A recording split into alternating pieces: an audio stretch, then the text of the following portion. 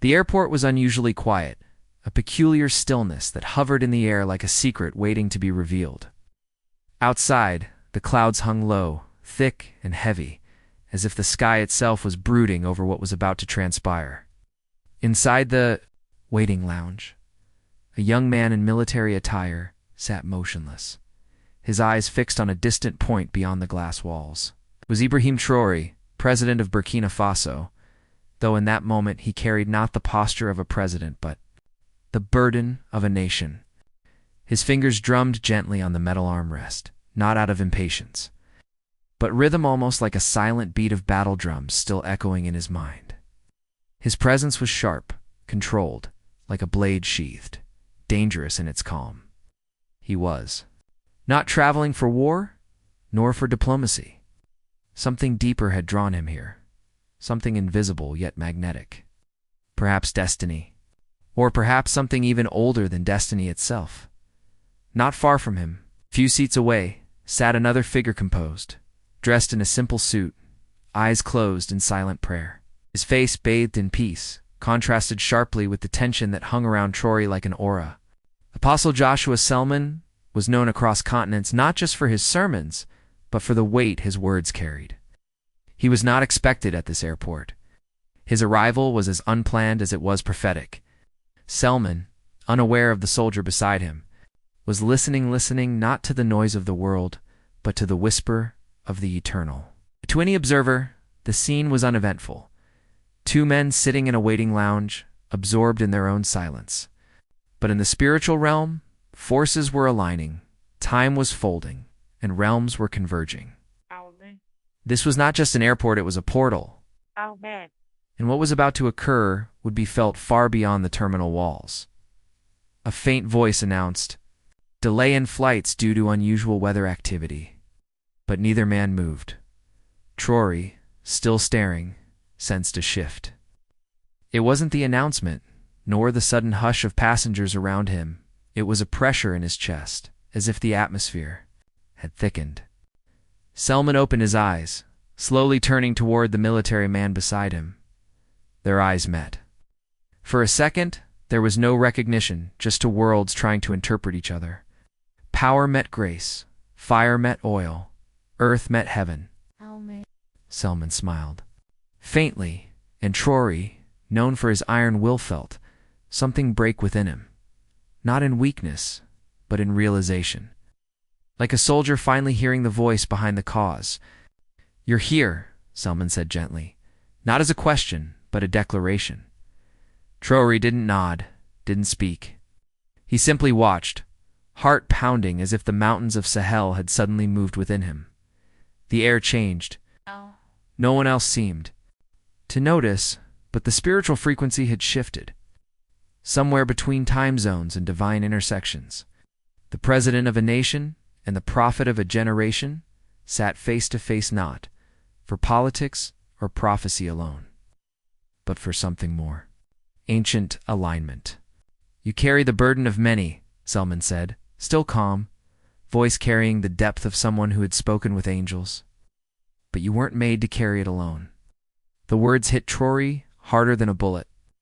For years, he had moved with calculated defiance, standing against colonial shadows and foreign manipulations. Yet in that moment, he realized he had been warring in the flesh, even when the war had always been spiritual. The weight of sovereignty had aged him in silence. But now here, in this moment, grace was offering him rest, not escape, not surrender. Rest. His voice cracked as he finally spoke, and you were sent. Selman didn't answer directly. He only said, "I came because you asked," though not with words. The silence between the two men lingered like an unfinished prayer, pregnant with meaning, heavy with the weight of unsaid. History. Ibrahim Traoré looked away briefly, as if retreating inward to gather fragments of the boy he once was.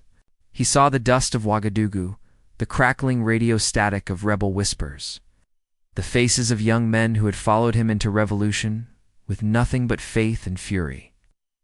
He had carried so many names, so many expectations, and yet no one had taught him how to carry his own.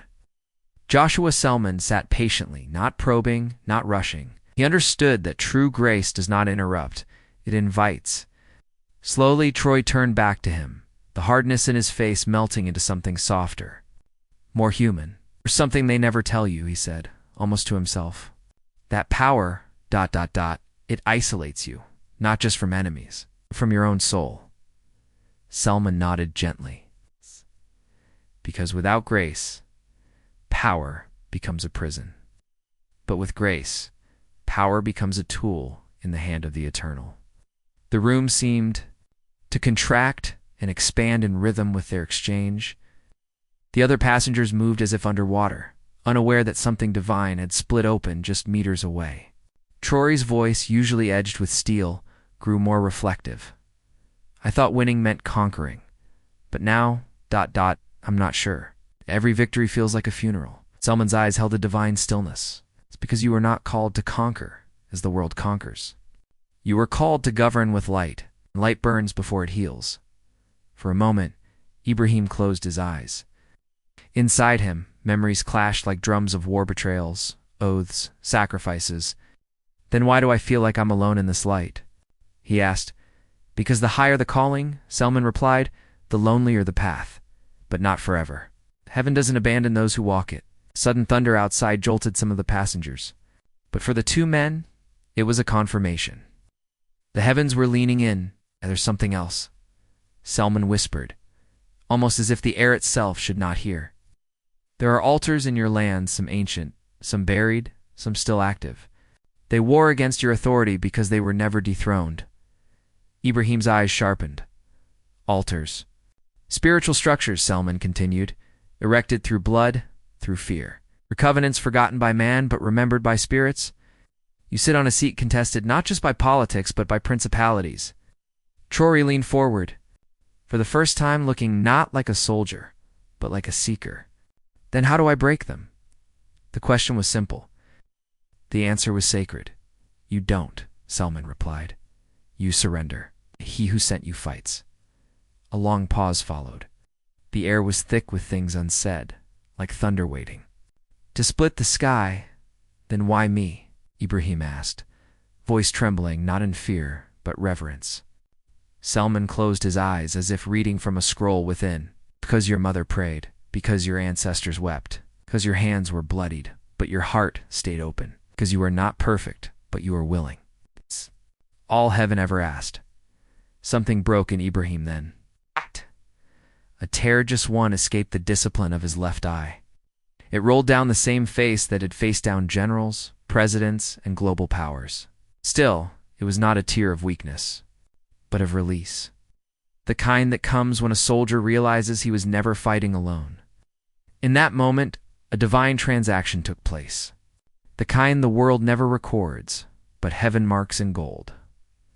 The airport speaker buzzed again, announcing a further delay due to storm interference. But no one truly heard it, at least not those sitting in the eye of a different storm. Something eternal was still unfolding. Selman reached into his bag not for a book, not for a gift, but for a vial. It was simple, wooden-capped, filled with oil so pure it shimmered without light. Traoré looked at it, then back at Selman, unsure. Didn't come to be anointed, he said, almost defensively. Selman didn't flinch. You came to be aligned. He unscrewed the cap and placed a small drop on his own thumb, then looked into the eyes of the young president. Do I have your permission? The question wasn't political. It was spiritual. And in that moment, Traoré, the revolutionary, the rebel, the ruler nodded, not as a president, but as a son of the soil, as a broken vessel offering himself. Back to the potter. Selman reached forward and touched his forehead, whispering in a language older than any known tongue. Heaven listened. Earth responded. Invisible winds shifted. Somewhere a demon screamed. Somewhere else, a sleeping village woke up with no reason, only a sense of divine motion. The oil was more than symbolic. It was activation. It was inheritance. It was legacy. As the oil touched his skin, Traoré felt something ancient break hand, something eternal take its place. Not just courage, authority, not just zeal, mandate. He saw flashes, visions of children playing in safe fields, cities rebuilt, of nations restored. But he also saw blood, fire, a valley of decision. It would not be easy. but it would be divine. Selman sat back down, exhausted but peaceful. Now, he said, you must build. Build what? Traoré asked, his voice still shaking. Altars of righteousness, Selman replied. In your cabinet, in your constitution, in your silence, in your battle. Traoré nodded slowly. And the old altars. Selman's eyes narrowed. You confront them, not with fire, but with obedience. When you walk in light, darkness exposes itself. The president breathed deep. Then I will walk. And when you fall, Selman asked, I will rise, and when you are betrayed, I will forgive. And when the world forgets, you'll remember. They walked together toward the exit, not with ceremony, but with quiet purpose. Around them, the terminal slowly emptied as passengers received updates and made new arrangements. But these two men, one bearing the weight of nations, the other, the whisper of eternity, were not part of any earthly schedule. They paused at the main doors, where the world returned in full color noise, traffic, lights. Yet it all felt distant, almost irrelevant. Selman turned to Traoré one last time. Africa is not waiting for saviors, he said. She is waiting for aligned sons. And if we fail her, Traoré asked, eyes firm, then she will. Weep until heaven answers again, Selman said. But you won't fail, 'cause now you know who holds your war. With that, they parted. No fanfare, no press, no headlines. Just two lives intersected at the gate of divine timing. Traoré walked to his convoy, the soldiers saluting sharply. But something was different. His walk, his eyes, his silence, it all spoke of a man who had touched the invisible. He wasn't less powerful. He was more dangerous because now his power had purpose. Selman disappeared into the crowd, yet not unnoticed. A little girl ran up to him, held his hand, and said, You smell like rain. He smiled, kissed her forehead, and walked on. Even children recognized the fragrance of heaven. Days later, speech would be given from the steps of a parliament no longer divided. The world would analyze its rhetoric, its strategy. But none would know it was birthed in an airport where two realms met. Policies would shift, generals would retire, old powers would tremble.